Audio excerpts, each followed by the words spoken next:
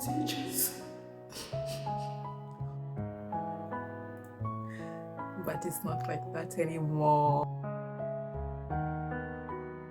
Days in our primary school, I don't know if it was just ours or others. Can you relate to this? Maybe you should listen to this story until the end, and then you can tell me if you can relate to that. How was your primary school? Like, what did you hate most? For me, in this video, I'm gonna be sharing. If you can relate to that. How was your primary school? Like, what did you hate most? For me, in this video, I'm gonna be sharing. I'm gonna be telling you what exactly I hated most from our teachers in the school at large. So stay tuned and yeah, just have fun listening to me. I'm gonna be telling you a story how the teachers in the primary school used to treat us. I mean, If you haven't subscribed, at the end of this video, if you like my content, subscribe, like, and make the notification bell on so that you're notified the next time I will be uploading a new video. Thank you and welcome. Let's go to the video. Primary school teachers, what they really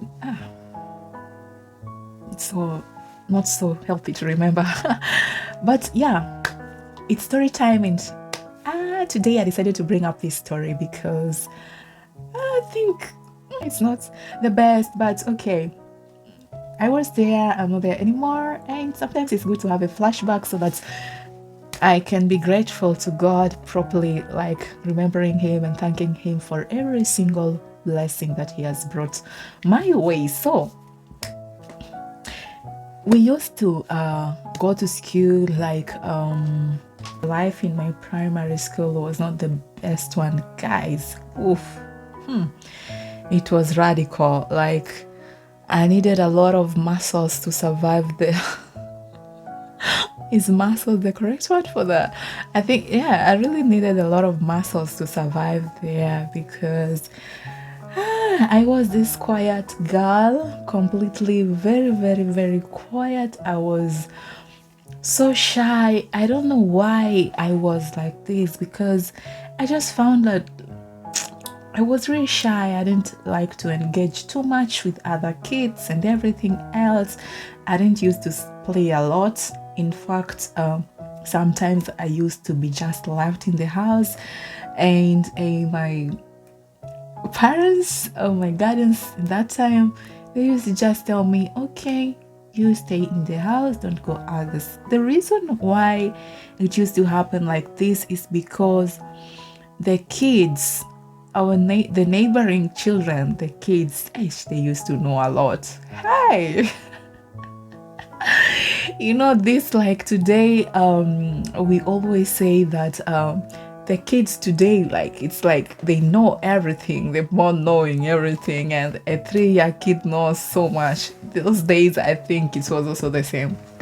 They used to know a lot than me, and I used to wonder why, but I kind of also liked the fact that I could stay at home. I was not bored at all. I don't remember one single time when I was really bored for staying alone inside the house. So they could just lock it and go. I would play and sleep or read something. So that was it.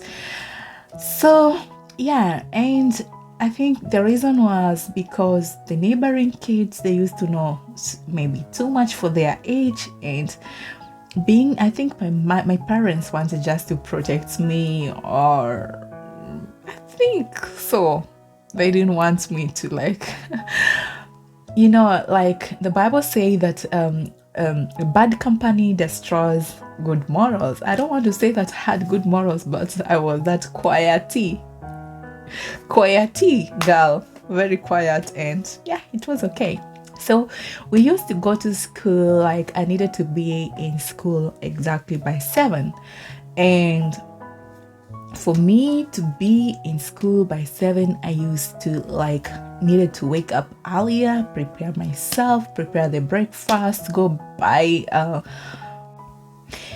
go buy breakfast. Not actually buying breakfast. I used to prepare the breakfast actually, you know, in my country, like we do tea, the English tea, so it has milk and everything. So I used to go just to we have somebody brings the milk in the morning, the fresh one, and I have to light like make the mako. We used to use mako those days, and oof, Lord, you are great. I will wake up in the morning, prepare myself, light the mako, the jiko, and then after lighting it, prepare the tea. And when the tea is ready, I will rush very fast to the shop where someone used to cook some cookies for breakfast, and then buy them and bring them back home so that I can take breakfast, and also my mom can have something for breakfast before she goes to work. So that was it. So I used to do this, and then after doing all those, I have to turn on to kill the fire from the maker so that I can use it maybe for lunch again or something. So then after waking up, doing all this, then I have to run to school. It was a distance a little bit, so, and there was no like school buses or something, it was a primary school, just a local school. So, and yeah, that was it. I used to go there by foot, and the thing was that I needed just to hold my bag very, very tight, and those styles, running to school. And yes, by the time I'm in school, sometimes I was really late. And the teachers could really beat us. There was, I don't know if today they're still beating, but those days they really beat us, not with hands, but they had something like a stick, they stick you up, they cane you actually, with a rod. So yeah, I used to get several of them. It was not easy to have like a single day in school without being caned, because there was a lot of things that could cause the cane to come up. So so that was it really. I think that was the most difficult part, what I didn't like from our teachers. And also I think another thing was like they wanted us to cut our hair. Like all the children need to cut their hair, and my mom could really make for me my hair, so it wasn't really a hassle. So for me, it wasn't really a hassle to get the hair done. So, but being that really other kids, sometimes they can't really maintain the hair, and sometimes you don't have enough to go to salon and get the hair done every 2 weeks, because also remember, in school we was not allowed to use maybe extensions like braid. If it was your hair, you just have to like plait your plain hair, and the styles have to go down. So that was it. We tried this, and I think for the lower classes it was okay to plait, because sometimes they don't come back to school in the afternoon. But for the upper classes, they was a little bit so strict. So sometimes when you have a hairstyle that is so old, the teacher will just come with scissors, honestly. Hi, Jehovah Lord. With scissors, they used to come with scissors, and when your hair is not well done, they always we say that you need to cut your hair or make it neat. It should be neat at all times.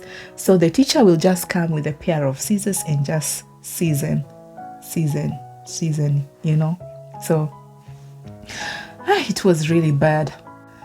Yeah, so the teacher will just come, and if, for example, this is the line where you make the plating, so the teacher will just come and, just cut the hair. He make, not all, but, he make a really bad cutting, And then what will you do with this hair? Because then when you're plating next time, you can't plait in that middle, that place, which is already cut. So you have to like cut everything down and wait for it to grow again. So that was like a punishment, and I really didn't like this. You primary school teachers of those days, what's up with you? But okay, that was it. And I think for me, that was really, really emotional to see that some of my friends, their hair was cut. And sometimes you really, really, you know how it's really not easy to keep African hair. It's really not easy. So keeping it, and then by the time it's really long, then someone cut with the scissors, real time, and make a cut on one of the lines. So that means you really have to cut them down. And I don't know why the parents could not really come to school and make problems, because I think now if a teacher could do that to maybe my kid, I would really go and approach the teacher and ask, why do you have to use scissors on the hair of my child? But those days, I don't know, it was like that. Maybe parents don't have time or something, and yeah, that was the rule. So it was this. So for me, I think in the primary school, I really hated this, and this caning when I was late, because after the morning hours in the school, actually we needed to be by 7, report by 7 in the school. It was a day school, so you have to go in the morning. So I ran there by 7, I'm there, and sometimes I was a little bit late. If you're late even 1 minute, it's caning. You have to get some rod strokes of cane. So that was bad. And then for lunch break, we used to break at 12:40. And by 2, you have to be back in school. Remember, like I said, that I wasn't living near the school. So it was a big distance. So when the bell rings for lunch, because we used to have a bell, and the bells were ringing, and you're like, yay, lunch! I don't know who can relate to this. Oh, those schools there, woof.